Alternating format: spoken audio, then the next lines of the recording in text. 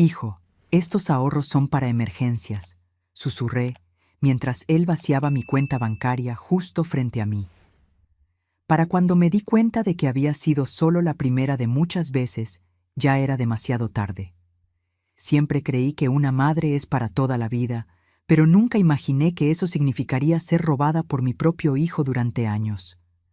Él sonreía mientras me decía que se encargaría de todo, pero el único cuidado que tenía era con el dinero que no le pertenecía.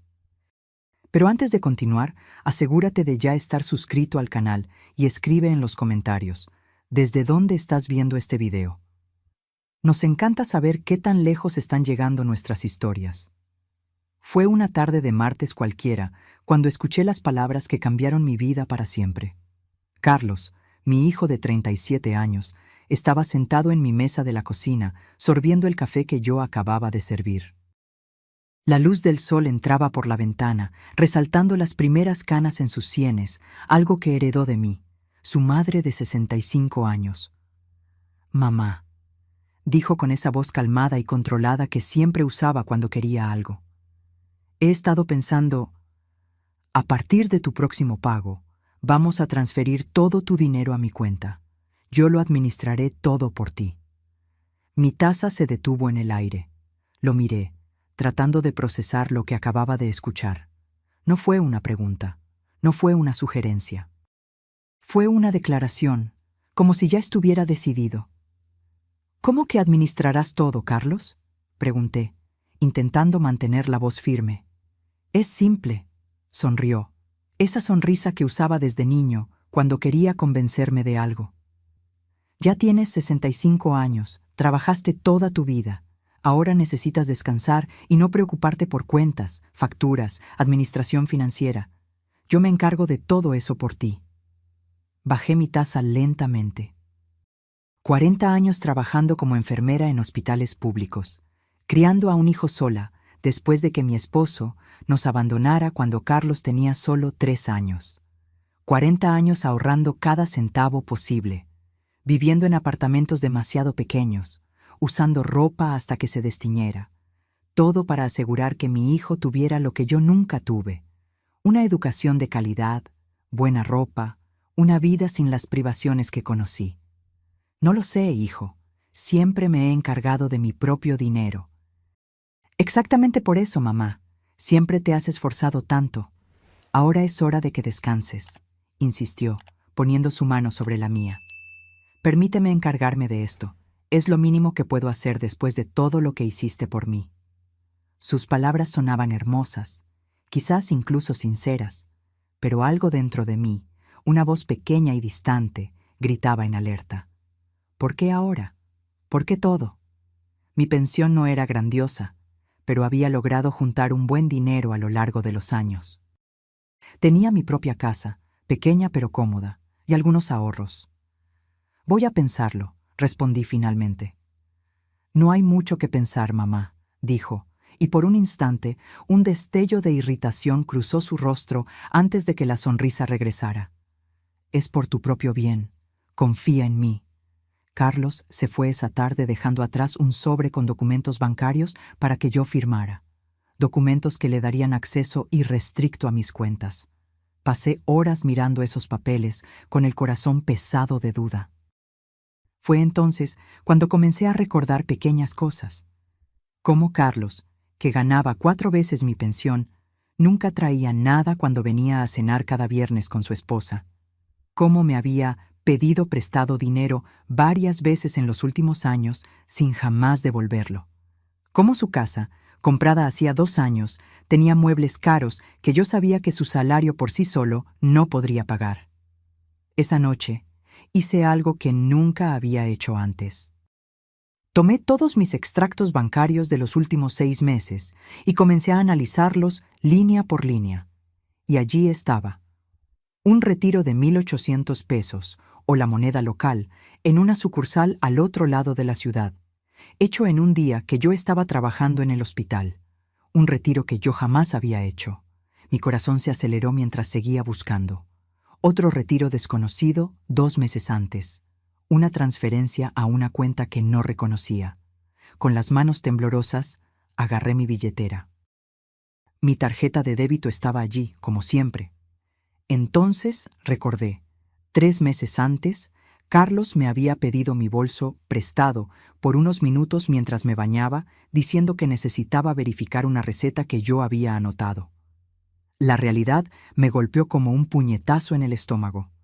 Mi propio hijo me estaba robando. A la mañana siguiente fui al banco tan pronto como abrió. La joven gerente, no mucho mayor que Carlos, me miró con una mezcla de compasión e incomodidad cuando le expliqué la situación. «Señora Lourdes, esto sucede más de lo que usted imagina», dijo en voz baja. «El fraude familiar es muy común, especialmente contra los adultos mayores». «¿Quiere presentar una denuncia formal?» ¿Una denuncia formal? ¿Contra mi propio hijo? ¿El niño que acuné en noches de fiebre, para quien cosí disfraces de superhéroe, que defendí ferozmente de las injusticias del mundo? No, respondí, tragando el nudo en mi garganta. Por ahora solo quiero cambiar todas mis contraseñas y solicitar nuevas tarjetas. Y... dudé. Me gustaría verificar si existen otras cuentas o préstamos a mi nombre. La investigación reveló lo que más temía. Una tarjeta de crédito que yo nunca había solicitado, con una deuda de 7,500 pesos.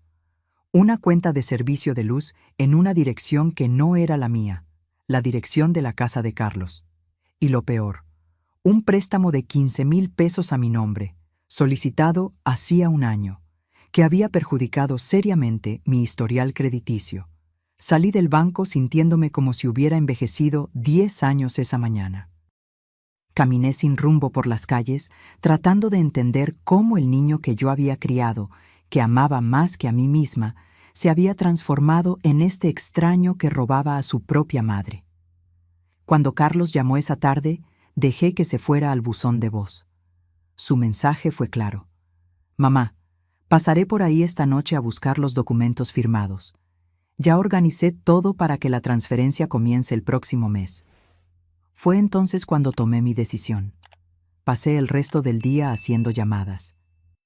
A una empresa de mudanzas, a un abogado recomendado por la gerente del banco y, finalmente, a una inmobiliaria. A la mañana siguiente, cuando Carlos llegó a mi casa para la cena de viernes que nunca se perdía, al fin y al cabo era comida casera gratis, fui yo quien lo sorprendió. La casa estaba completamente vacía. Carlos se quedó parado en la puerta de la sala, su rostro congelado en una máscara de incredulidad. Su esposa, Vanessa, espiaba por encima de su hombro, con los ojos como platos. «¿Mamá? ¿Qué pasó? ¿Dónde están los muebles? ¿Dónde está el televisor?» Su voz oscilaba entre la preocupación y la acusación. Yo estaba sentada en la única silla que quedaba en la casa, una silla de cocina posicionada estratégicamente en el centro de la sala vacía. Sonreí con calma, algo que no hacía de verdad hacía mucho tiempo. «Los vendí», respondí simplemente. «¿Vendiste? ¿Cómo que vendiste? ¿Por qué?» Carlos avanzó por la sala, mirando alrededor como si los muebles pudieran estar escondidos en algún lugar. «Necesitaba el dinero», expliqué, manteniendo mi voz estable. «Si tú vas a administrar mis finanzas, pensé que sería mejor asegurar que tengo algo de dinero a mano primero». La confusión en su rostro se transformó rápidamente en furia, un tipo de rabia que yo nunca había visto en él antes, cruda, descontrolada, aterradora. Por un momento tuve miedo de mi propio hijo. «¿Estás loca?», gritó. «¿Cómo vamos a ver televisión cuando vengamos a cenar? ¿Cómo vamos a sentirnos cómodos aquí?». Esas palabras fueron como un rayo de claridad. «¿Cómo vamos a sentirnos cómodos aquí? No. ¿Cómo te vas a sentir cómoda, mamá?». Era sobre la comodidad de ellos, no la mía. Mi casa, mis pertenencias existían solo para la conveniencia de ellos. Vanessa se acercó, sus tacones golpeando el suelo de madera ahora expuesto. «Elvira, esto es ridículo. Venimos aquí todos los viernes para hacerte compañía, para asegurarnos de que estés bien. ¿Y así es como nos pagas?». Egoísta. La palabra no dicha flotaba en el aire entre nosotros. Yo, la mujer que había renunciado a tener una vida propia para que Carlos pudiera tenerlo todo. La mujer que, durante 37 años, puso sus necesidades por encima de las suyas. La mujer que había trabajado turnos dobles para pagar su universidad. Egoísta. «La cena no está lista», dije con calma. «De hecho, no hay cena hoy. Si tienen hambre, pueden ir a comer a otro lado». El silencio que siguió fue pesado. Carlos me miraba como si yo fuera una extraña, y quizás lo era en realidad. Una versión de mí que él nunca había conocido, que yo misma apenas estaba comenzando a conocer. «Necesitas pensar con cuidado lo que estás haciendo», dijo Carlos finalmente, su voz fría y calculadora. «Una mujer de tu edad, sola, sin una familia que realmente se preocupe por ella, puede terminar muy mal. Yo soy todo lo que tienes, mamá. Deberías recordar eso». La amenaza estaba mal disimulada, pero en lugar de asustarme, solo confirmó lo que yo ya sospechaba. Este ya no era el niño que yo crié. Era un hombre que veía a su propia madre como un recurso a explotar, una conveniencia, una cuenta bancaria. Se fueron dando un portazo. Escuché el coche arrancar con un rugido de motor. Y entonces, finalmente sola, dejé escapar un largo aliento que ni siquiera me di cuenta de que estaba conteniendo. En ese momento de silencio absoluto, en una casa vacía de muebles pero llena de recuerdos, comencé a entender cuán profundamente había sido traicionada. No era solo el dinero, era la confianza, el amor, la relación sagrada entre madre e hijo. A la semana siguiente, Carlos intentó llamarme varias veces. Ignoré todas las llamadas. En su lugar, seguí el consejo del abogado que había consultado. Primero, documenté todo: cada retiro no autorizado, cada cuenta fraudulenta, cada centavo que me había sido quitado sin mi conocimiento.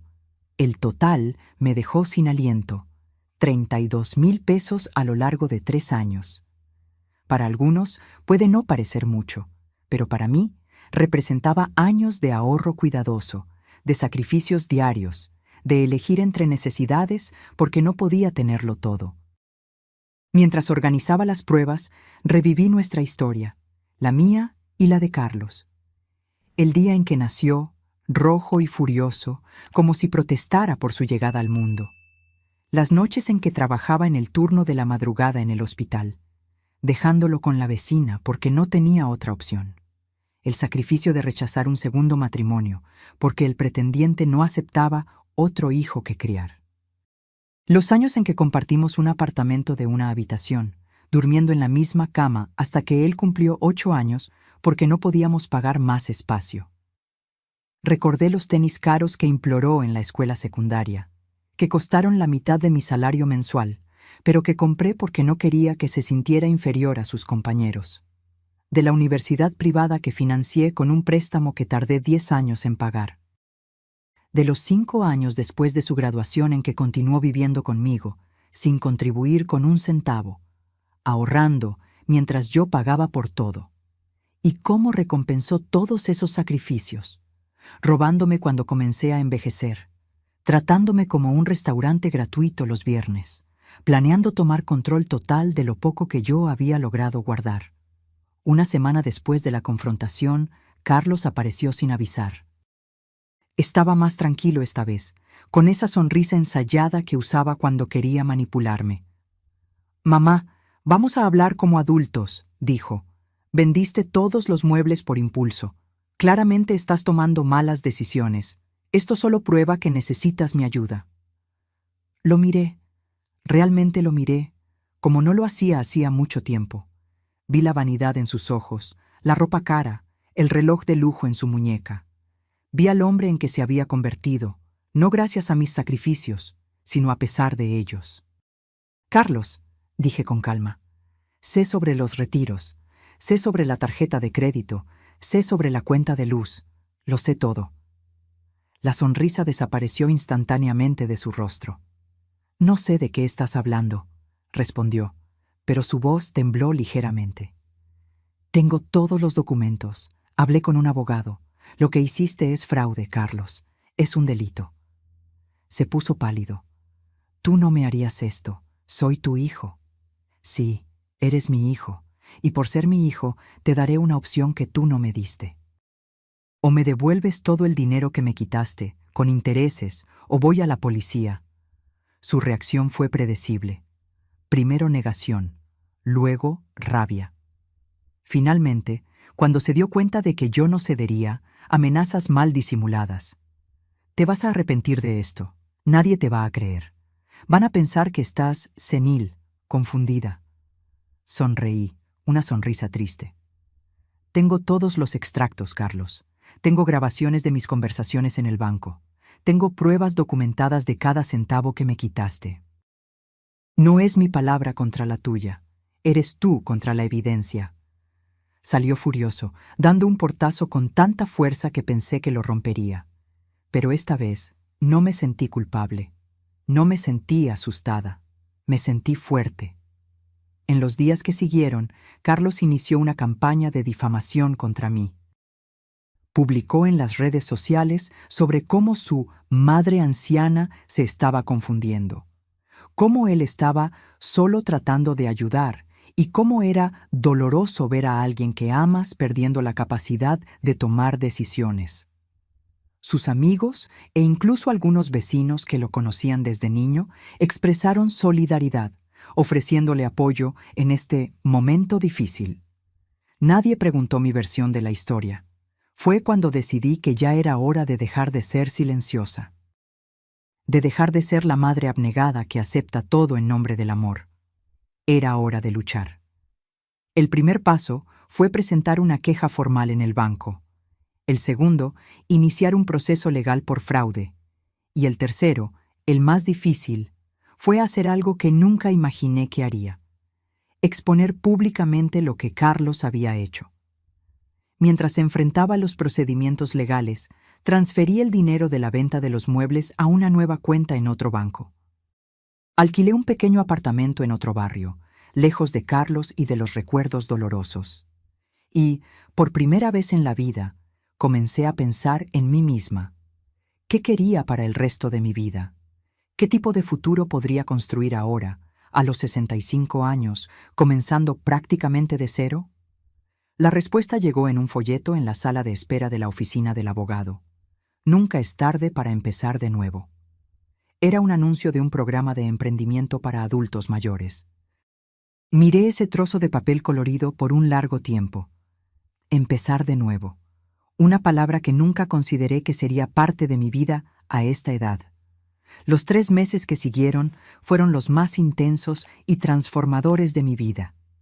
Mientras el proceso legal contra Carlos avanzaba lentamente, decidí que no esperaría parada. Si estaba comenzando una nueva fase de la vida, lo haría con propósito y determinación. Me inscribí en el programa de emprendimiento. El primer día, me senté en la última fila de una sala llena de personas de mi edad o mayores. Personas con arrugas de expresión que contaban historias de vidas completas, pero que, como yo, estaban allí porque creían que todavía había más por vivir y crear. ¿Por qué estás aquí?, preguntó el instructor, un hombre de mediana edad con entusiasmo contagioso. Cuando llegó mi turno, las palabras salieron antes de que pudiera filtrarlas. Porque descubrí que crié a un ladrón, no a un hijo. Y ahora necesito descubrir quién soy yo, además de ser su madre.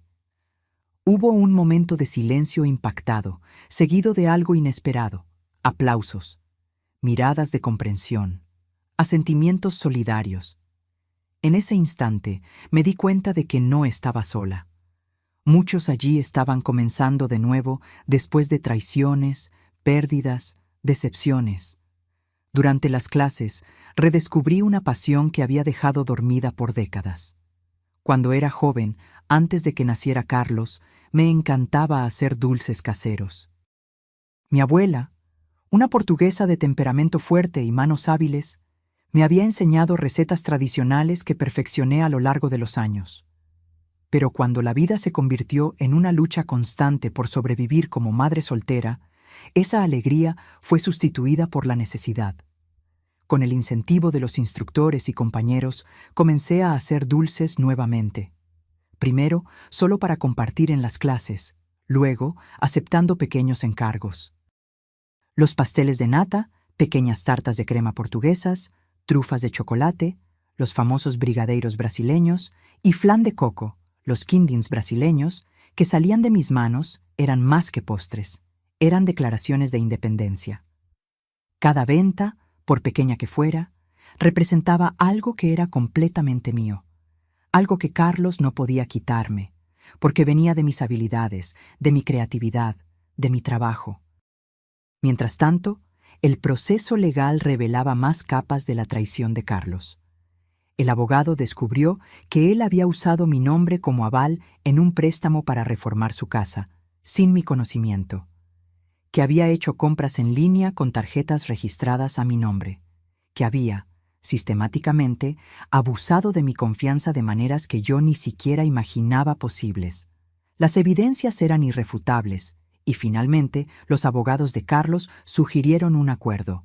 Él devolvería los $32. 000 pesos que me había quitado, más $10,000 por daños morales, y asumiría públicamente lo que había hecho, limpiando mi nombre e historial crediticio. Cuando recibí la noticia, estaba en la cocina comunitaria que alquilaba para hacer mis dulces a mayor escala. Mis manos estaban cubiertas de harina, y el olor a canela y limón llenaba el aire. Sentí una mezcla de alivio y tristeza. Alivio porque se haría justicia. Tristeza porque ningún valor monetario podría reparar el vínculo roto entre madre e hijo. La noche anterior a la firma del acuerdo, recibí una llamada de Carlos. Después de semanas ignorando sus intentos de contacto, decidí contestar. Su voz sonaba diferente, más baja, sin la arrogancia habitual. «Mamá, ¿podemos hablar antes de mañana? ¿Solo nosotros dos?» Dudé. Una parte de mí quería creer que estaba genuinamente arrepentido. Que el hijo que yo había criado, que amaba a pesar de todo, todavía estaba allí en algún lugar dentro de ese hombre que me había traicionado. ¿Sobre qué, Carlos? Sobre nosotros, sobre reconstruir. Sé que hice cosas terribles, pero tú eres mi madre. Siempre habrá un nosotros, ¿no es así? Cerré los ojos, sintiendo el peso de esas palabras. Durante casi 4 décadas, nosotros significó que mis necesidades venían después de las suyas, que mis sueños podían esperar, que mi vida existía en función de la suya. No, Carlos, respondí finalmente. Ya no existe un nosotros, existe tú, que necesitas lidiar con las consecuencias de tus elecciones, y existo yo, que finalmente estoy aprendiendo a vivir por mí misma.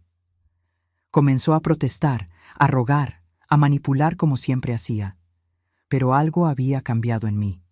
Sus palabras ya no tenían poder sobre mi corazón o mis decisiones. Mañana nos encontramos en la oficina del abogado. Buenas noches, Carlos. Colgué y volví a enrollar mis pasteles de nata. Cada movimiento metódico, estirar la masa, cortar los círculos perfectos, preparar el relleno cremoso, era una afirmación. Cada dulce finalizado era un recordatorio tangible de lo que yo podía crear con mis propias manos. A la mañana siguiente, firmé el acuerdo sin derramar una lágrima. Carlos evitó mi mirada durante toda la reunión, respondiendo solo con monosílabos cuando su abogado le hacía preguntas. Su esposa, Vanessa, no compareció. Cuando todo terminó y los abogados salieron para hacer copias de los documentos, quedamos solos en la sala de reuniones por unos minutos. Un silencio pesado flotaba entre nosotros. ¿Por qué hiciste esto, Carlos?, pregunté finalmente, no con rabia o acusación, sino con genuina curiosidad. Tenías un buen trabajo, una casa bonita, ¿por qué robar a tu propia madre? Miró hacia abajo, pasando la mano por su cabello perfectamente arreglado. No lo sé, murmuró. Al principio, fue solo una vez. Necesitaba completar el pago de la cuota inicial de la casa y estaba sin dinero. Pensé en devolverlo después. Pero luego se hizo fácil. Nunca preguntabas, nunca verificabas. La cruel simplicidad de la respuesta me golpeó como una bofetada. Yo nunca preguntaba, nunca verificaba, porque confiaba en él incondicionalmente, porque era mi hijo. ¿Y las cenas de los viernes? ¿Por qué venías todas las semanas si ni siquiera te gustaba pasar tiempo conmigo? Se encogió de hombros, un gesto indiferente que me dijo todo lo que yo necesitaba saber. Era conveniente. Era gratis. Era un hábito que lo beneficiaba a él, no a mí. Cuando salí de la oficina ese día, con un cheque sustancial y la promesa de que mi nombre sería limpiado, no sentí la victoria que esperaba. Pero sentí algo igualmente poderoso: libertad. Libertad del peso de la desilusión, de la traición, de las falsas esperanzas. En los meses siguientes, mi pequeño negocio de dulces caseros creció más allá de mis expectativas. Comencé vendiendo en ferias locales, luego a cafeterías del barrio. Creé una página en las redes sociales que, sorprendentemente, ganó seguidores rápidamente, principalmente después de que una influencer local probó mis pasteles de nata y los declaró los mejores de la ciudad. Con el dinero del acuerdo y el lucro creciente de los dulces, logré comprar un pequeño apartamento en un barrio tranquilo, cerca del mar. Nada lujoso, pero completamente mío. Lo decoré con muebles sencillos pero acogedores, colores vibrantes que siempre quise usar pero nunca me permití, y una cocina equipada con todo lo que necesitaba para mi nuevo oficio. Carlos intentó contactarme algunas veces después del acuerdo. Envió regalos en mi cumpleaños, mensajes en Navidad y Año Nuevo. Respondí con cortesía distante, manteniendo una frontera clara e infranqueable. Algunos amigos y familiares no entendieron mi decisión de mantener la distancia. «Pero es tu hijo», decían con asombro. «La familia es para siempre». Yo solo sonreía y respondía: «Sí, es mi hijo, y siempre lo será. Pero amor no significa permitir el abuso, el amor también incluye respeto y límites». En una tarde de domingo, mientras organizaba un encargo especial para la boda de una clienta, recibí una visita inesperada. Vanessa estaba en mi puerta, sin Carlos, luciendo incómoda y fuera de lugar con su traje elegante en mi edificio sencillo. «¿Puedo pasar?», preguntó ella, sin el tono arrogante que yo recordaba. Dudé, pero la curiosidad fue más fuerte. La invité a la sala, le ofrecí café que ella rechazó. «Vine porque creo que deberías saber», comenzó ella, mirando sus propias manos. «Carlos y yo nos estamos separando». La noticia no me sorprendió tanto como debería. «Lo siento», respondí, porque parecía lo que se debía decir. «No lo sientas», me dio una sonrisa triste. Descubrí que no fui la única engañada. Había otras mujeres, cuentas secretas, mentiras sobre el trabajo, sobre el dinero, sobre todo. Asentí en silencio. El patrón era familiar. «Vine porque quería que supieras que tenías razón al alejarte», continuó ella. En su momento pensé que estabas siendo cruel. Que estabas exagerando, pero ahora lo entiendo. De alguna manera, ese reconocimiento de alguien que había participado en las cenas de los viernes, que me había llamado egoísta, trajo una validación que yo no sabía que necesitaba. «Gracias por decírmelo», dije sinceramente. Antes de irse, Vanessa se detuvo y miró las cajas de dulces preparadas en mi mesón. «Pareces feliz», observó. «Lo estoy», respondí, dándome cuenta de la verdad en las palabras mientras las pronunciaba. No de la manera que imaginé que estaría a los 65 años, pero lo estoy. Después de que ella se fue, volví a mi cocina y continué trabajando en los dulces para la boda. Cada movimiento era preciso, cada dulce era perfecto, como la vida que estaba construyendo. No perfecta en el sentido convencional, pero perfecta para mí. Por la noche, me senté en el pequeño balcón de mi apartamento, escuchando el sonido distante de las olas y saboreando uno de mis pasteles de nata con una taza de té. Observé el cielo transformarse en tonos anaranjados y rosados, las primeras estrellas apareciendo tímidamente. Pensé en la joven madre que fui un día, cargando un bebé en brazos y sueños en el corazón. Pensé en los años de sacrificio, en las noches sin dormir, en las comidas saltadas para que Carlos pudiera tenerlo todo. Y pensé en la mujer que era ahora, más sabia, más fuerte y finalmente verdaderamente libre. Un año pasó desde la firma del acuerdo con Carlos. El otoño había llegado nuevamente, trayendo consigo vientos más frescos y hojas doradas que danzaban por las aceras de la ciudad. Mi pequeño negocio de dulces había crecido más allá de mis expectativas más optimistas. Los dulces de Doña Lourdes ya no era solo una página en las redes sociales o un puesto en ferias locales. Ahora tenía un espacio propio, una pequeña tienda en el centro de la ciudad, con grandes ventanas de vidrio que dejaban entrar la luz del sol, iluminando las vitrinas llenas de colores y texturas tentadoras. Esa mañana de lunes, mientras preparaba la masa para una nueva horneada de pasteles de nata, sonó el timbre de la puerta. Era demasiado temprano para clientes. Normalmente solo abría a las 10. Limpié mis manos en el delantal y fui a atender. Para mi sorpresa, era Marta, mi vecina de toda la vida del antiguo barrio. No la veía desde que me mudé hacía casi un año. «Lourdes», exclamó, abriendo los brazos para un abrazo. «Finalmente te encontré. El lugar está hermoso». Devolví el abrazo, genuinamente feliz de verla. Marta había sido una de las pocas personas que no tomó partido cuando la situación con Carlos se hizo pública. «Entra, entra», invité, llevándola a la pequeña área de café en la parte trasera de la tienda. Estaba haciendo un café. ¿Quieres una taza? Y tengo pasteles frescos de ayer. Mientras comíamos y bebíamos, Marta me puso al tanto de las novedades del barrio, los pequeños chismes sobre vecinos comunes, la nueva panadería que había abierto donde antes estaba la ferretería. Era extraño cómo ese mundo parecía simultáneamente familiar y distante, como una película que viste hace mucho tiempo y recuerdas solo vagamente. ¿Y Carlos?, preguntó finalmente, la voz bajando ligeramente. ¿Supiste? Negué con la cabeza. No mantenemos contacto, respondí honestamente. Supe por Vanessa que vendió la casa después del divorcio, se mudó a otra ciudad, comenzó un nuevo trabajo. Aparte de eso, no sé nada más.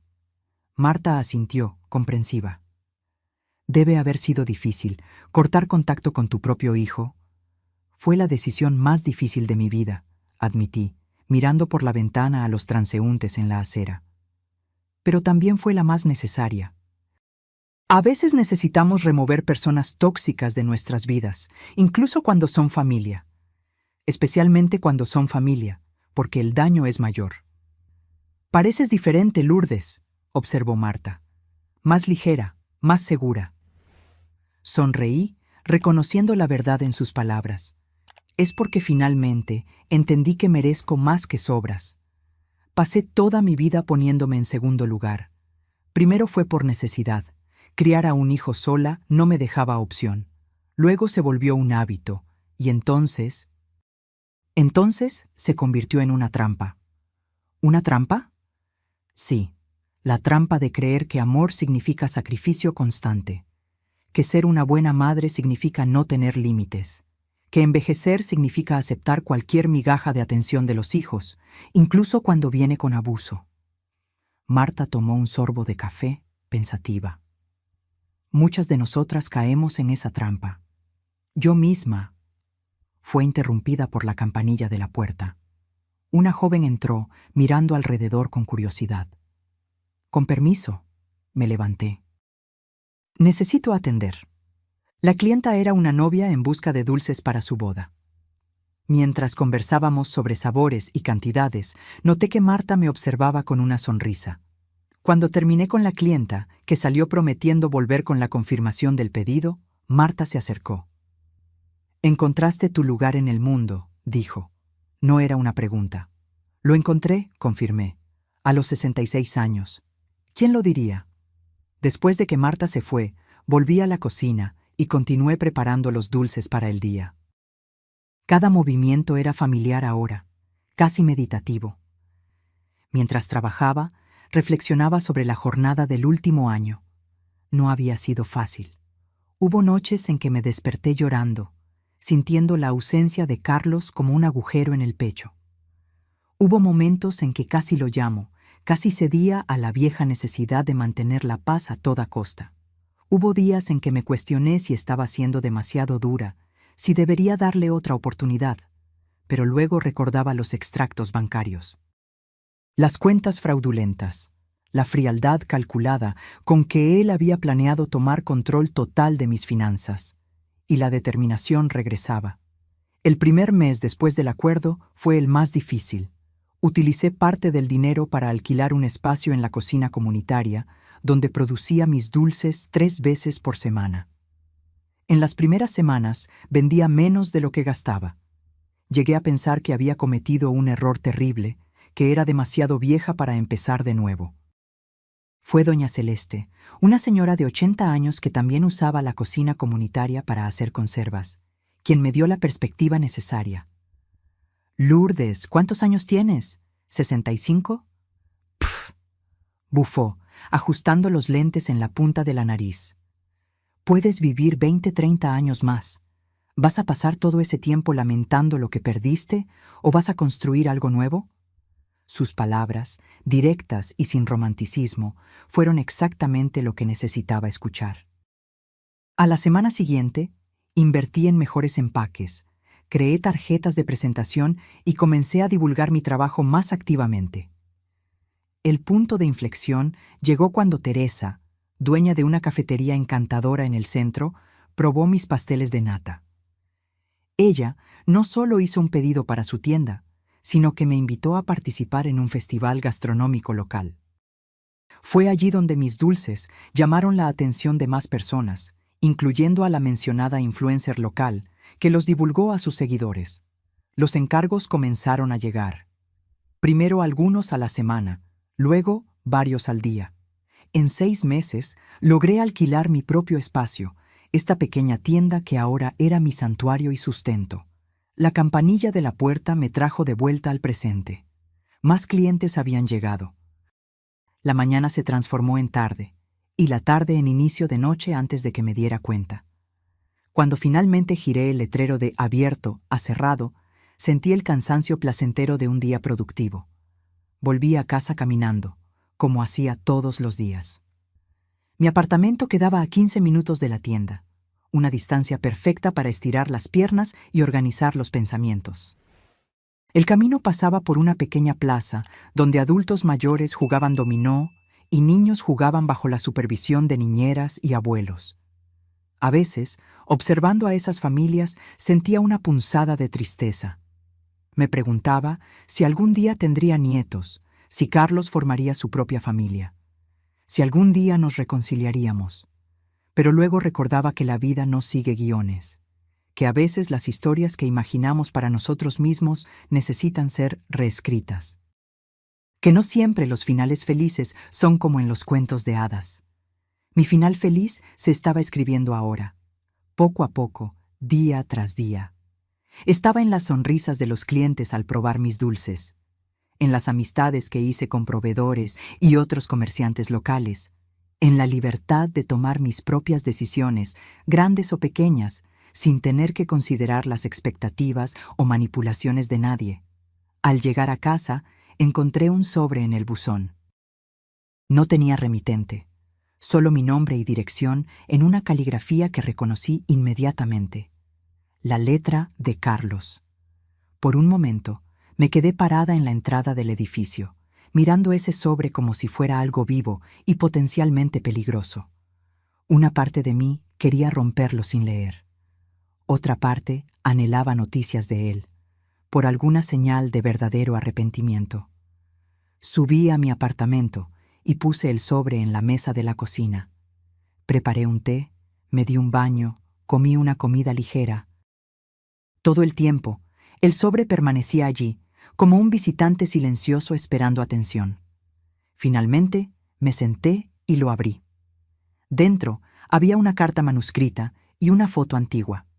Yo sosteniendo a Carlos bebé en brazos, sonriendo a la cámara, con esa mezcla de agotamiento y alegría que solo las madres recientes conocen. La carta era breve. Mamá, no espero perdón, ni siquiera una respuesta. Solo quería que supieras que comencé terapia hace 6 meses. Estoy tratando de entender por qué hice lo que hice, ¿Por qué lastimé a la persona que más se sacrificó por mí? El terapeuta dice que tengo un largo camino por delante, que reconstruir la confianza, si alguna vez es posible, lleva años, no meses, que primero necesito convertirme en alguien digno de confianza. Vi tu tienda en las redes sociales, parece increíble. Siempre supe que hacías los mejores dulces del mundo. Estoy orgulloso de ti, aunque no tenga el derecho de sentir esto. Carlos. Leí la carta varias veces, tratando de encontrar la manipulación oculta, la agenda secreta. Pero, sorprendentemente, no parecía haber ninguna. Ningún pedido, ningún intento de justificar, ninguna solicitud implícita de reconciliación. Guardé la carta en el cajón donde guardaba documentos importantes. No respondí. No estaba lista, tal vez nunca lo estaría, pero algo cambió esa noche. Un pequeño nudo de amargura que ni siquiera sabía que cargaba comenzó a deshacerse. No era perdón, no todavía. Era simplemente el reconocimiento de que las personas pueden cambiar, de que el futuro permanece sin escribir, de que la vida continúa sorprendiendo, incluso a los 66 años. En la primavera siguiente, mi pequeño negocio enfrentó un dilema maravilloso. Estaba creciendo demasiado rápido. Ya no podía atender todos los encargos sola, especialmente después de que comencé a proveer a 3 cafeterías y una tienda de delicatessen. Por primera vez en la vida necesitaba contratar ayuda. La idea me ponía nerviosa. Ser jefa nunca había formado parte de mi plan de vida. Como enfermera, siempre fui subordinada a médicos y supervisores. Como madre, mi papel era cuidar, no liderar. «Estás pensando demasiado», dijo Teresa durante nuestro desayuno semanal en su cafetería. Esta rutina había comenzado algunos meses atrás y se había convertido en un punto de anclaje en nuestras semanas ocupadas. Contrata a alguien. Enseña tus recetas. Delega. Mis recetas son todo lo que tengo, confesé, revolviendo el café distraídamente. ¿Y si la persona no es confiable? ¿Y si roba mis fórmulas y abre un negocio competidor? Teresa se rió, sacudiendo la cabeza. Primero, eso es improbable. Segundo, incluso si sucede, nadie hace dulces como tú, Lourdes. Hay algo especial en tus creaciones que va más allá de las recetas. Tenía razón, por supuesto. Siempre la tenía. Teresa, con sus 50 años y 2 décadas de experiencia como empresaria, se había convertido no solo en una socia de negocios, sino en una mentora y amiga. Fue ella quien me ayudó a entender contratos, precios, gestión de inventario, aspectos del negocio que yo desconocía completamente. Días después de esa conversación, puse un pequeño anuncio en la vitrina. Se busca asistente de pastelería. Experiencia deseable pero no obligatoria. Pasión por los dulces indispensable. Entrevisté a 5 candidatas. Todas parecían adecuadas, pero algo en Juliana, una joven de 23 años recién graduada en gastronomía, me llamó la atención. Tal vez fue su entusiasmo genuino, la forma en que sus ojos brillaron al probar mis dulces, o la historia que compartió sobre aprender a hacer trufas de chocolate con su abuela cuando tenía 6 años. ¿Por qué quieres trabajar en una tienda pequeña como la mía?, le pregunté. Con tu diploma podrías intentar restaurantes más grandes, hoteles. Justamente por ser pequeña, respondió ella prontamente. Quiero aprender de alguien que pone el corazón en lo que hace. En lugares grandes, seré solo una más en la línea de producción. La contraté ese mismo día. Fue una de las mejores decisiones que he tomado. Juliana trajo más que solo ayuda práctica a la tienda. Trajo nuevas ideas, energía joven, conocimientos técnicos que complementaban mi experiencia intuitiva. Mientras yo dominaba los clásicos, pasteles de nata, flanes de coco, trufas de chocolate, ella sugirió fusiones contemporáneas y presentaciones innovadoras que atrajeron a una clientela más joven. Nuestra sociedad floreció de maneras inesperadas. Yo le enseñaba a ella los secretos de las recetas tradicionales, transmitidos por generaciones en mi familia. Ella me mostraba cómo usar las redes sociales de forma más eficaz, cómo tomar fotos que resaltaran la belleza de los dulces, ¿Cómo crear contenido que enganchara a los seguidores? Doña Lourdes, necesitamos hacer un video de usted preparando pasteles de nata, insistió ella una mañana. A la gente le encanta ver el proceso, especialmente cuando es alguien con su experiencia mostrando técnicas tradicionales. ¿Video? ¿Yo? Nadie quiere ver a una señora de cabello blanco haciendo dulces, protesté, medio riendo, medio en serio. Usted no lo entiende. Juliana sacudió la cabeza. Es exactamente eso lo que la gente quiere ver. Autenticidad, historia, técnica real. Están cansados de influencers perfectas que apenas saben romper un huevo. Reticentemente, permití que filmara. El video, editado con música suave y subtítulos explicativos, superó las 5.000 visualizaciones en 2 días. Los comentarios desbordaban de admiración, preguntas sobre técnicas y, sorprendentemente, historias personales de personas recordando a sus propias abuelas y madres en la cocina. ¿Vio? Juliana sonrió triunfante. Usted no es solo una pastelera. Es una contadora de historias a través de los dulces. Esa idea, que mis dulces eran historias, que cada receta cargaba recuerdos y tradiciones, resonó profundamente conmigo. Comencé a incluir pequeñas tarjetas con los encargos, contando el origen de cada dulce, cómo aprendía a hacerlo, qué recuerdos evocaba. A los clientes les encantó esta dimensión adicional. Muchos volvían no solo por los sabores, sino por las historias, por la conexión con algo auténtico en un mundo cada vez más artificial. 6 meses después de contratar a Juliana, expandimos el negocio. Alquilamos el espacio contiguo a la tienda original y lo transformamos en una pequeña área de café, donde los clientes podían saborear los dulces acompañados de café o té. Contratamos a 2 personas más, un joven para atender las mesas y una señora jubilada que, como yo, había encontrado en la pastelería una segunda carrera. Mi rutina cambió. Ahora, en lugar de hacer todos los dulces sola, supervisaba a un pequeño equipo. En lugar de preocuparme si tendría suficientes clientes, me preocupaba si podríamos atender a todos. En lugar del miedo al fracaso, enfrentaba el desafío del éxito. En una tarde particularmente concurrida, mientras preparábamos un gran encargo para una boda, recibí una visita inesperada. Estaba en la cocina, enseñando a la nueva empleada cómo hacer la crema perfecta para los pasteles de nata, cuando Juliana vino a llamarme. Doña Lourdes, hay un hombre preguntando por usted. Dijo que es su hijo.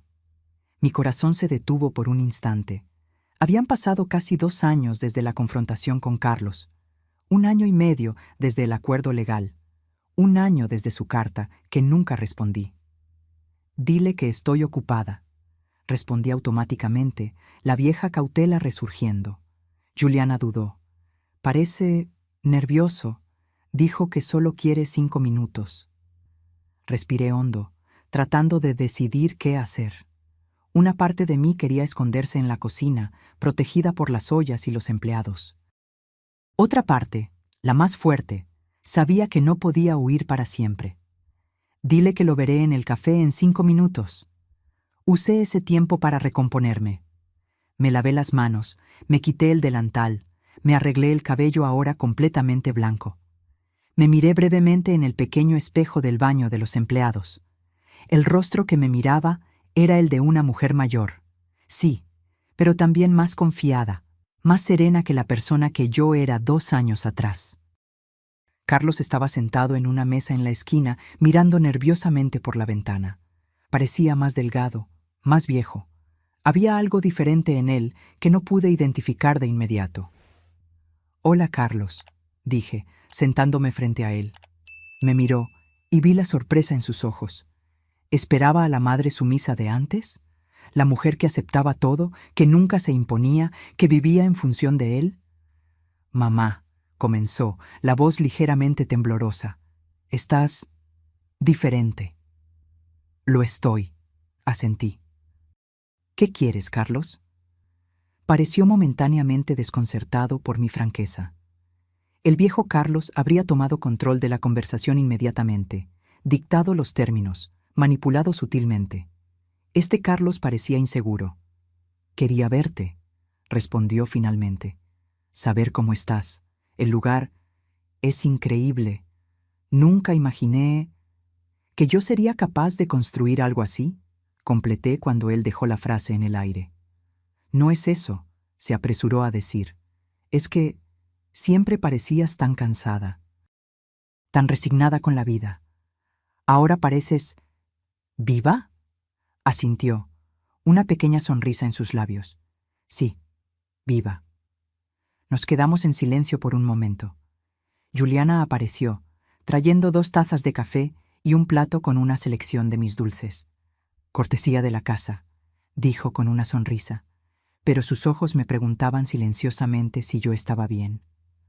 Asentí levemente. Todavía estoy en terapia, dijo Carlos después de que ella se fue. 2 años ya. Ha sido difícil. Confrontar quién soy, lo que hice, por qué lo hice. ¿Y por qué lo hiciste?, pregunté, la pregunta que me atormentaba desde hacía años. Miró el café, como si las respuestas pudieran estar flotando en la superficie oscura. Al principio, era solo conveniencia. Tú estabas allí, disponible, nunca preguntabas. Después, se convirtió en una especie de derecho en mi cabeza, como si todo lo que tenías fuera parcialmente mío por derecho de nacimiento. La sinceridad desnuda de esas palabras dolía, pero también traía una extraña liberación. Finalmente, la verdad sin excusas ni manipulación. El terapeuta dice que tengo rasgos narcisistas, continuó, que crecí creyendo que el mundo, que tú, existía para servirme, que nunca desarrollé empatía real. Asentí, dándome cuenta de que eso tenía sentido. Explicaba tanto. No vine a pedir perdón, dijo sorprendiéndome. Sé que algunas cosas van más allá del perdón. Vine porque parte de mi proceso terapéutico es hacer reparaciones donde sea posible. Y quería que supieras que estoy intentando cambiar, que reconozco el daño que causé. Lo miré con nuevos ojos. Este no era el Carlos que conocía. Arrogante, manipulador, siempre con un ángulo, siempre con una agenda oculta. Este hombre parecía más humano, falible y consciente de sus fallas. Me alegra que estés buscando ayuda, dije finalmente. De verdad. Gracias, respondió, y vi lágrimas formándose en sus ojos. No esperaba nada de ti, ni siquiera que me recibieras, pero quería decir personalmente que lo siento, por todo. En ese momento, algo cambió entre nosotros. No era perdón, aún no. No era reconciliación, tal vez nunca lo sería. Pero era un reconocimiento mutuo, de que ambos estábamos cambiando, creciendo, encontrando nuevos caminos. Tus dulces siempre han sido los mejores, dijo, probando un flan de coco. Recuerdo que los hacías en las noches de domingo, cuando yo era pequeño. El comentario evocó un recuerdo largamente olvidado. Carlos a los 6 años, sentado en el mesón de la cocina, lamiendo la cuchara de madera mientras yo terminaba el dulce. Un momento simple de conexión maternal antes de que la vida se complicara, antes de que el dinero, el estatus y las expectativas distorsionaran nuestra relación. ¿Quieres conocer la cocina?, ofrecí impulsivamente. ¿Ver cómo lo hacemos ahora? Sus ojos se iluminaron con genuina sorpresa e interés. Me encantaría. Lo llevé a la trastienda de mi pequeño imperio. Le presenté al equipo, le mostré los equipos nuevos, le expliqué el proceso de producción que habíamos desarrollado. Observó todo con un respeto que nunca había demostrado antes por mi trabajo o mis habilidades. Construiste algo increíble aquí, mamá, dijo él cuando volvimos al café. Estoy orgulloso de ti. Las palabras parecían sinceras, desprovistas de la condescendencia que yo habría detectado antes. Gracias, respondí, y luego, por impulso, agregué, si quieres, puedes volver algún día, para un café, para conversar. No era una invitación a retomar nuestra antigua relación. Era la posibilidad de, quizás, construir algo nuevo, algo basado en el respeto mutuo, no en la explotación. en límites saludables, no en el sacrificio unilateral. Me gustaría eso, respondió él, con la voz embargada. Cuando nos despedimos en la puerta de la tienda, no hubo abrazos dramáticos ni promesas grandiosas, solo un reconocimiento silencioso de que el pasado no podía cambiarse, pero el futuro permanecía abierto. Volví a la cocina, a la masa que esperaba ser enrollada, a las cremas que necesitaban ser batidas, a la vida que había construido de cero, con mis propias manos, a los 66 años de edad. ¿Está todo bien, doña Lourdes?, preguntó Juliana, la preocupación evidente en su rostro joven. Sonreí, sintiendo una paz que no esperaba encontrar hoy. Sí, respondí, tomando el rodillo de amasar. Todo está bien. Y era verdad. Por primera vez en mucho tiempo estaba verdaderamente bien. No porque todo fuera perfecto o porque todas las heridas hubieran sanado, sino porque finalmente entendí que mi vida, mi valor, mi felicidad nunca dependieron de la aprobación o el amor de otra persona, ni siquiera de mi hijo. La verdadera liberación no estaba en cortar a Carlos de mi vida para siempre, ni en perdonar incondicionalmente y fingir que nada había sucedido. Estaba en la capacidad de establecer límites saludables, de exigir respeto, de poner mi bienestar primero, después de décadas poniéndolo en último lugar. Mientras trabajaba en la masa de los pasteles, sentí un profundo sentimiento de gratitud. Gratitud por la traición que, por dolorosa que fuera, me forzó a despertar. Que me empujó fuera de la zona de confort de la abnegación maternal, hacia una vida donde finalmente me permitía soñar, crear, prosperar.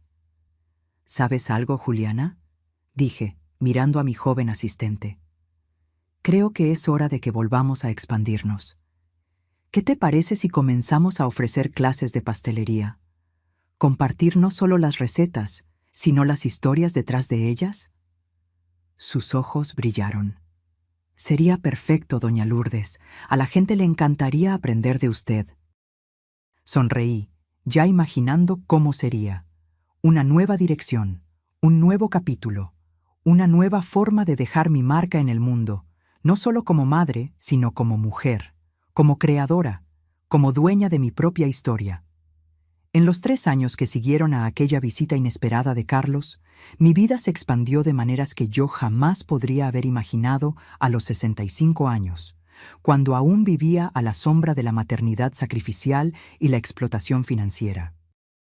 Los dulces de doña Lourdes ya no era solo una tienda, se había convertido en una institución en la ciudad. Además del espacio original y el café, ahora teníamos un pequeño estudio donde impartía clases de pastelería 2 veces por semana.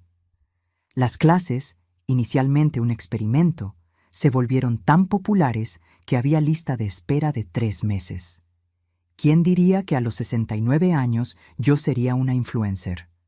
Bromeé con Teresa durante nuestro café semanal, ahora una tradición sagrada. Mi nieta dice que soy viral. Teresa se rió. Siempre subestimas el efecto que tienes en la gente, Lourdes. No son solo los dulces lo que los atrae. Eres tú, tu historia, tu autenticidad. Nieta. La palabra todavía me sonaba extraña y maravillosa. Sofía, una niña de 4 años con los mismos ojos castaños intensos de Carlos, había entrado en mi vida hacía 2 años, cuando mi hijo me llamó para decir que su novia estaba embarazada. No estoy pidiendo nada, me había dicho, la voz vacilante al teléfono. Solo pensé que deberías saber. Si quieres formar parte de su vida, de alguna manera. Fui a conocer a Sofía cuando tenía 3 meses. Recuerdo perfectamente sostener ese pequeño bulto, mirando el rostro que combinaba rasgos de Carlos con características desconocidas de la madre, Mariana. Recuerdo el olor a bebé, la textura de la piel imposiblemente suave, la forma en que sus deditos se cerraron alrededor de mi dedo índice. «Hola, Sofía», susurré. «Soy tu abuela». Nuestra relación se desarrolló lentamente, con visitas ocasionales, siempre respetando los límites que había establecido con Carlos. Nunca más permitiría que nadie, ni siquiera esta niña inocente, me definiera exclusivamente por lo que yo podría dar o hacer por ellos. La relación con Carlos permanecía compleja. Había momentos de conexión genuina, como cuando me ayudó a resolver un problema con el sistema de refrigeración de la tienda o cuando compartimos recuerdos de su infancia durante un almuerzo.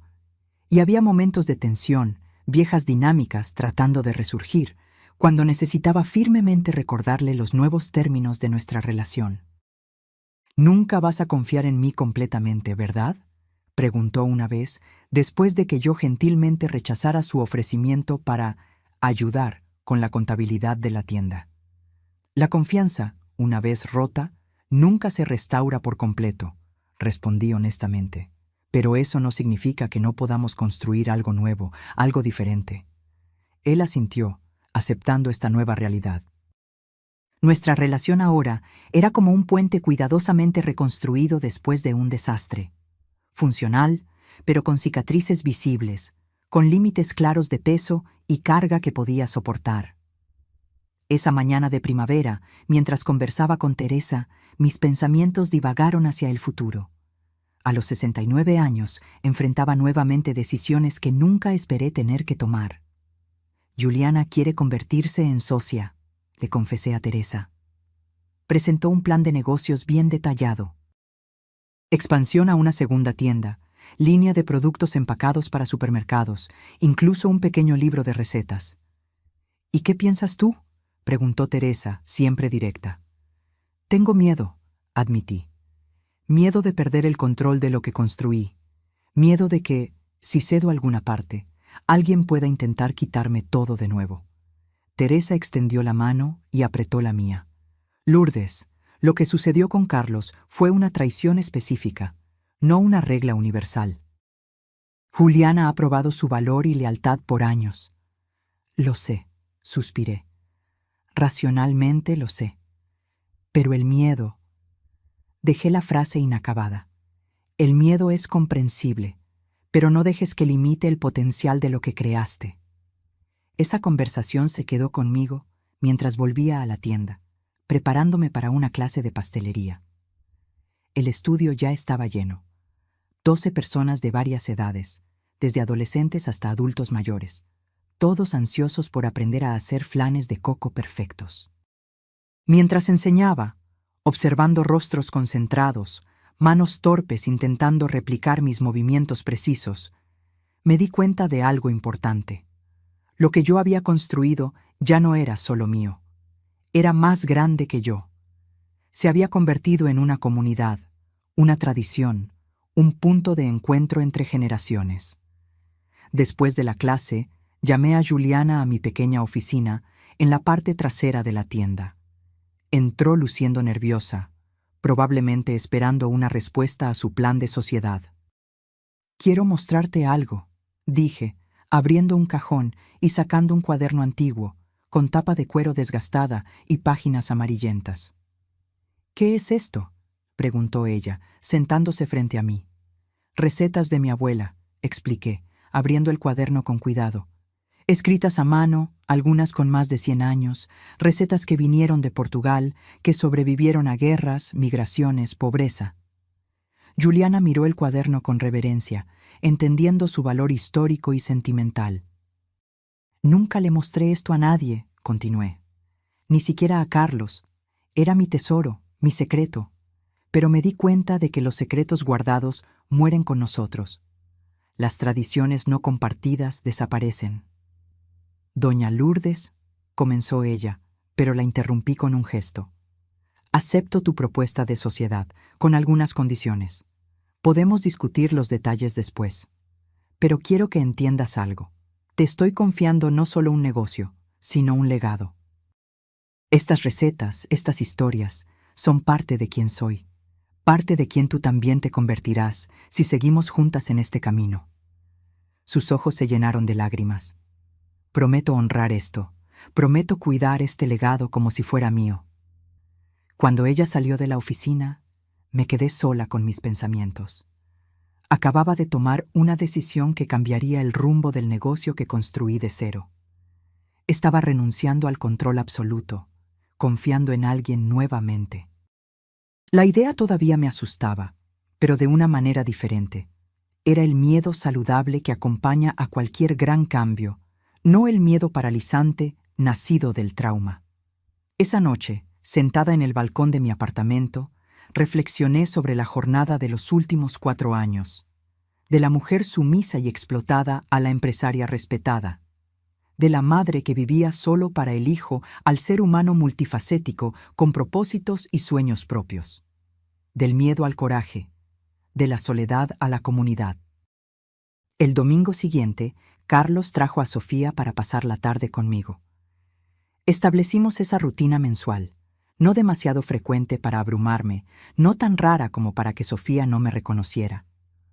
Un equilibrio que funcionaba para todos nosotros. «Abuela, ¿podemos hacer dulces?», preguntó Sofía tan pronto como llegó, sus ojos brillando de anticipación.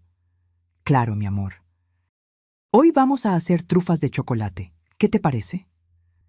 Mientras preparábamos los dulces juntas, yo en el mesón y ella en un banquito para alcanzar la altura, Carlos observaba desde la entrada de la cocina. Había algo diferente en su mirada. Ya no era la expectativa de recibir, sino la alegría de ser testigo. «Ella habla de ti todo el tiempo», comentó él cuando Sofía fue a lavarse las manos. «De los dulces de la abuela, de las historias de la abuela. Eres su persona favorita». Sonreí, sintiendo el calor de ese comentario. «Ella también es muy especial para mí».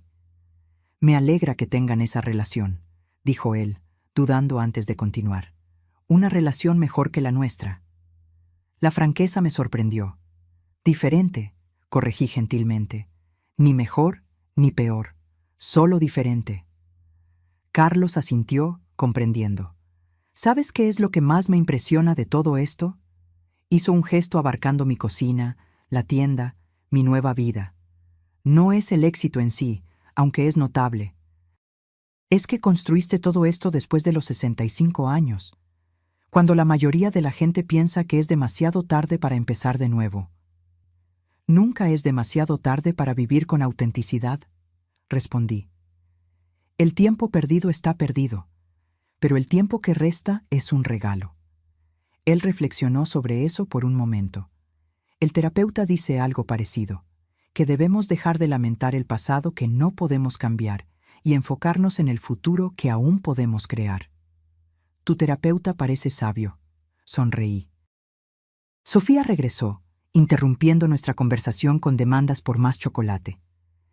Mientras la ayudaba a enrollar las pequeñas bolitas de trufa entre las manos, pensé en el significado más profundo de lo que estaba sucediendo. 3 generaciones en la misma cocina, una tradición siendo transmitida, no solo de recetas, sino de valores, trabajo arduo, creatividad, independencia, resiliencia. Y también límites saludables, respeto mutuo, expectativas claras, lecciones que yo no había logrado enseñar a mi hijo, pero que tal vez podría ayudar a inculcar en mi nieta. A la semana siguiente, Juliana y yo firmamos los papeles de la sociedad. 51% para mí, 49% para ella. Una división que reconocía su participación crucial, mientras preservaba mi control final sobre decisiones importantes. El contrato, cuidadosamente revisado por mi abogado, incluía cláusulas de protección para ambas partes y un plan de sucesión gradual. En 5 años, si todo va bien, tendrás la opción de comprar otro 20%, le expliqué mientras firmábamos los documentos. Eventualmente, este lugar será más tuyo que mío, y está todo bien, es como debe ser. Nunca cambiaré el nombre, prometió ella. Siempre serán los dulces de Doña Lourdes, incluso cuando usted esté jubilada en alguna playa. Me reí de la idea. ¿Jubilada? ¿De nuevo? No, gracias. Prefiero seguir haciendo lo que amo hasta que no pueda sostener una cuchara. Pero sus palabras plantaron una semilla. No sobre la jubilación. Después de décadas trabajando para sobrevivir, ahora trabajaba por placer y propósito, sino sobre el futuro más distante, sobre lo que quedaría después de que yo ya no estuviera aquí. En las semanas siguientes, comencé un proyecto que había pospuesto por mucho tiempo. documentar formalmente todas las recetas tradicionales de la familia, junto con las historias detrás de ellas. No solo las técnicas culinarias, sino los recuerdos, los contextos, las personas que las habían transmitido. Mi abuela haciendo pasteles de nata en la cocina minúscula del apartamento en el suburbio. Mi madre preparando flanes de coco para vender en el vecindario en tiempos difíciles. Yo misma, joven e inexperta, aprendiendo por ensayo y error. Teresa me convenció de transformar ese proyecto en un libro real. No es solo un libro de recetas, insistió ella. Es un libro de memorias, una pieza de historia cultural, un documento de resistencia femenina. La idea parecía demasiado grandiosa para mí, pero la semilla estaba plantada. En una tarde tranquila, mientras organizaba fotografías antiguas para incluir en el libro, recibí una llamada inesperada. Era Amanda, la gerente del banco donde todo comenzó 4 años atrás, cuando descubrí los primeros retiros no autorizados de Carlos. «Señora Lourdes», dijo ella, sonando animada. «No sé si me recuerda, pero...» «Claro que recuerdo, Amanda», interrumpí con una sonrisa.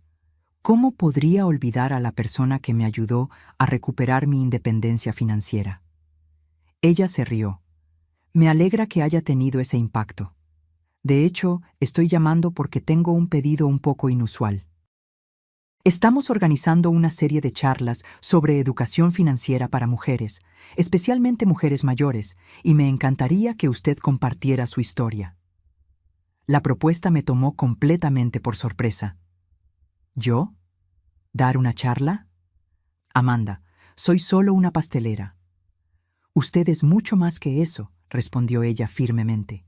Es un ejemplo de resiliencia, de coraje, de reinvención.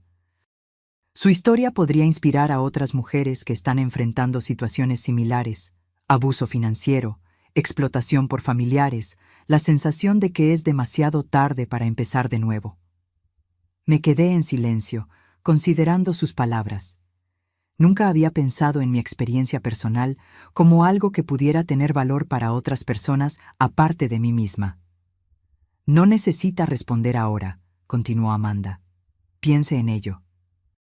Sería solo una conversación informal con un grupo pequeño, nada intimidante. Voy a pensarlo, prometí antes de colgar. En los días que siguieron, la idea de compartir mi historia públicamente se quedó conmigo, creciendo en atractivo. Hablé de ello con Juliana, con Teresa, incluso con Carlos, durante una de nuestras conversaciones cautelosas. «Deberías hacerlo», dijo Carlos, sorprendiéndome con su apoyo inmediato. «Tu historia es poderosa, mamá». Y lamentablemente, lo que sucedió entre nosotros no es tan inusual como debería ser. La sinceridad de ese reconocimiento, el hecho de que no intentó minimizar o justificar sus acciones pasadas, significaba más para mí que cualquier disculpa. Acepté la invitación de Amanda. La primera charla sería para un grupo pequeño, solo 15 mujeres, la mayoría mayores de 60 años.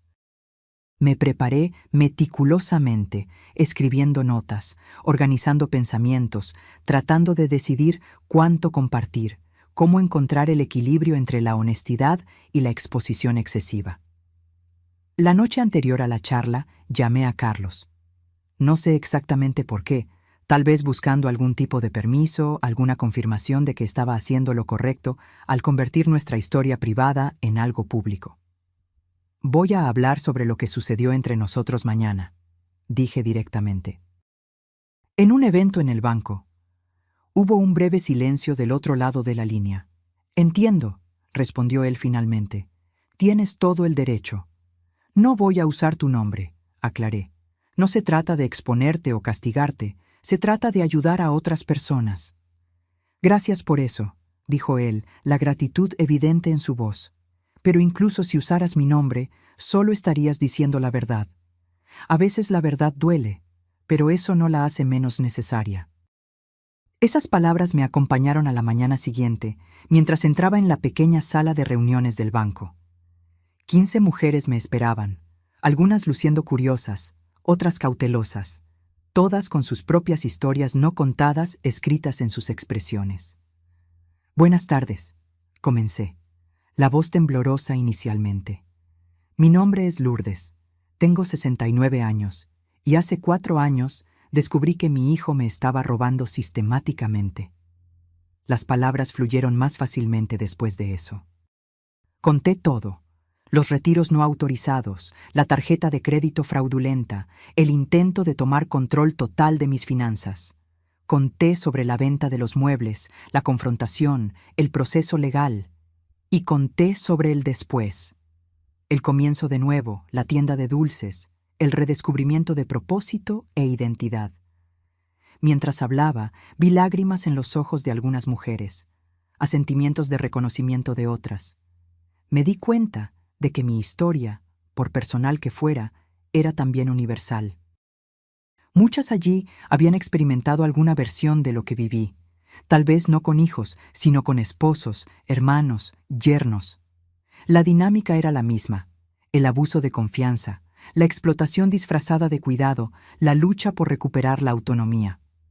Al final, una señora en la primera fila levantó la mano. Su rostro estaba marcado por décadas de vida, pero sus ojos brillaban con intensidad. ¿Cómo encontraste el coraje?, preguntó ella. ¿Cómo superaste el miedo a quedarte sola, a perder a tu hijo para siempre? La pregunta me golpeó en el alma. Era exactamente lo que yo misma habría preguntado 4 años antes, si estuviera sentada en esa sala escuchando a otra mujer contar una historia como la mía. El coraje no vino todo de una vez, respondí honestamente. Vino en pequeños pasos. Vino cuando me di cuenta de que ya estaba sola, incluso con mi hijo en mi vida. Que esa relación estaba basada en la explotación, no en el amor verdadero. Hice una pausa, buscando las palabras correctas, y en cuanto al miedo a perder a mi hijo, descubrí que lo que realmente temía perder nunca existió de la forma en que yo imaginaba. El hijo que yo creía tener, el que me amaba incondicionalmente, el que me cuidaría en la vejez, era una ilusión que yo misma había creado. Respiré hondo antes de continuar. La paradoja es que, al alejarme, al establecer límites claros, al exigir respeto, creé espacio para una relación nueva y más saludable. No con el hijo imaginario que nunca existió, sino con el hombre real que él es, con todas sus fallas y posibilidades de crecimiento.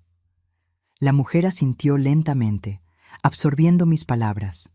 Otras manos se levantaron, otras preguntas vinieron. Me sorprendió mi propia claridad, la seguridad con que hablaba sobre temas que antes me causaban tanta vergüenza y confusión. Cuando la sesión terminó, varias mujeres se acercaron para compartir brevemente sus propias historias, para agradecer, para pedir consejos. Amanda observaba todo con una sonrisa satisfecha. «Eso fue poderoso», dijo ella cuando la última participante se fue. «Más poderoso de lo que esperaba». «¿Te importaría hacerlo de nuevo? ¿Tal vez para un grupo más grande?» La miré, sintiendo una mezcla de agotamiento emocional y profunda satisfacción. «Sí», respondí, «creo que lo haría de nuevo». Salí del banco esa tarde con una nueva comprensión de lo que había logrado en los últimos años. No era solo un negocio próspero, una independencia financiera, una identidad renovada. Era también una voz, una historia que podía alcanzar a otras personas. Un legado que iba más allá de recetas y técnicas culinarias. En los meses que siguieron, di más charlas, en bancos, centros comunitarios, asociaciones de jubilados, siempre con el mismo mensaje central: nunca es demasiado tarde para recuperar tu poder, para establecer límites saludables, para empezar de nuevo. El libro, que había comenzado como una simple documentación de recetas familiares, evolucionó a algo más amplio. Una mezcla de memorias, recetas, reflexiones sobre la maternidad, el envejecimiento y el autodescubrimiento tardío. Lecciones dulces, recetas para empezar de nuevo. Fue publicado en mi 70º cumpleaños, un regalo que me di a mí misma. El día del lanzamiento, una pequeña librería local organizó un evento. No esperaba mucho, tal vez algunos clientes fieles de la tienda, algunos amigos, Juliana y el equipo. Me quedé atónita al encontrar la librería completamente llena, con personas incluso esperando en la acera. Entre la multitud vi rostros familiares y desconocidos. Teresa estaba allí, por supuesto, junto con otros comerciantes locales que se habían convertido en amigos. Juliana y los empleados de la tienda, todos usando camisetas con el logo de los dulces de Doña Lourdes. Mujeres que habían asistido a mis charlas, algunas trayendo amigas o familiares. Y allí al fondo, casi escondido, Carlos. A su lado, Mariana sostenía a Sofía de la mano. Mi hijo no había confirmado su presencia, y su aparición inesperada me conmovió más de lo que quería admitir. Cuando llegó mi turno de hablar, miré esa sala llena de personas que, de alguna manera, se habían convertido en parte de mi historia. Personas que me ayudaron a reconstruir, que presenciaron mi transformación, que creyeron en mí cuando yo misma dudaba. A los 65 años, comencé, pensé que mi vida estaba prácticamente terminada, que mi único papel restante era ser una madre cada vez más invisible, una anciana cada vez más prescindible. Estaba equivocada. Pasé los dedos por la tapa del libro, sintiendo la textura bajo mi piel arrugada, manos que ahora contaban historias de trabajo, creación, amor y dolor. Este libro no es solo sobre dulces, aunque son deliciosos, continué, provocando risas en la audiencia. Es sobre transformar la amargura en dulzura, sobre reclamar ingredientes de la vida que nos fueron quitados y crear algo nuevo, algo totalmente nuestro. Mis ojos se encontraron brevemente con los de Carlos. No había acusación en mi mirada, ni culpa en la suya, solo reconocimiento mutuo de una jornada compartida, aunque hayamos caminado por lados opuestos del camino durante mucho tiempo. A veces, las lecciones más importantes llegan tarde en la vida, continué, y a veces las mayores traiciones pueden llevar a las más profundas liberaciones. No estoy agradecida por el dolor, pero estoy agradecida por el crecimiento que vino después de él. Sofía asintió entusiastamente desde el fondo de la sala, completamente ajena al contexto más profundo de mis palabras, solo feliz de ver a su abuela siendo celebrada. Asentí de vuelta, sonriendo. Este libro es un legado, concluí. No solo para mi nieta o para futuras generaciones de mi familia, sino para cualquier persona que crea que es demasiado tarde para cambiar, para crecer, para florecer. Nunca es demasiado tarde para descubrir quién eres realmente, más allá de los roles que desempeñaste para otros. Cuando terminé de hablar, la sala estalló en aplausos. Las personas hicieron fila para que yo autografiara sus ejemplares del libro. Cada persona tenía una palabra amable, una historia personal que compartir, una conexión que establecer. Carlos esperó hasta que la fila disminuyó para acercarse, Sofía saltando a su lado. «Fue hermoso, mamá», dijo simplemente. «Estoy orgulloso de ti, de verdad».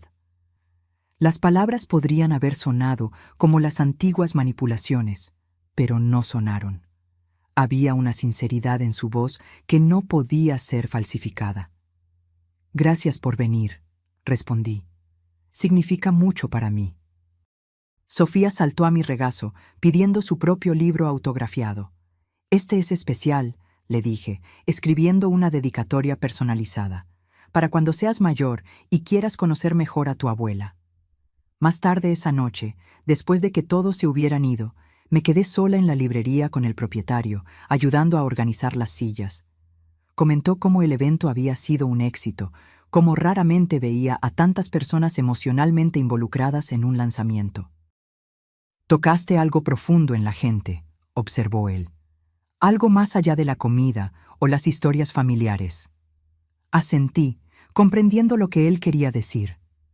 Había tocado la universalidad de la lucha humana por la dignidad, por el respeto, por la autodeterminación, en la posibilidad de empezar de nuevo, sin importar la edad o las circunstancias. Al caminar a casa esa noche, bajo el cielo estrellado de la ciudad que se había vuelto verdaderamente mía, reflexioné sobre la jornada de los últimos años. de la mujer que permitió ser explotada a la mujer que ahora inspiraba a otras a liberarse, de la madre que vivía solo a través del hijo al ser humano complejo y multifacético en que me había convertido. A los 70 años, mi vida no estaba terminando, como una vez temí. Estaba floreciendo de maneras que nunca imaginé posibles. El camino no había sido fácil. El dolor de la traición, la lucha por reconstruir, las relaciones complicadas que permanecían en constante negociación, nada de eso podía ser romantizado o simplificado. Pero había belleza en esa complejidad, había sabiduría en la cicatriz, había dulzura incluso en la más amarga de las lecciones. Al llegar a casa, puse mi ejemplar personal del libro en la estantería junto a mi cama. Al lado, una foto reciente. Yo, Sofía y Carlos en la cocina de la tienda, todos con delantales y rostros sonrientes manchados de chocolate. Una nueva memoria siendo construida, un nuevo capítulo siendo escrito. No era un final feliz perfecto, como en los cuentos de hadas. Era algo más real, más valioso, un continuo comenzar de nuevo, una constante reinvención. Un legado no solo de dulces, sino de dignidad, coraje y la implacable determinación de vivir plenamente, en mis propios términos, hasta el último momento. Ahora, si te gustó esta historia, haz clic en suscribirte y dime en los comentarios, ¿qué parte te dejó boquiabierto? Y no olvides hacerte miembro para tener acceso a videos exclusivos que no publico aquí. Te espero allí.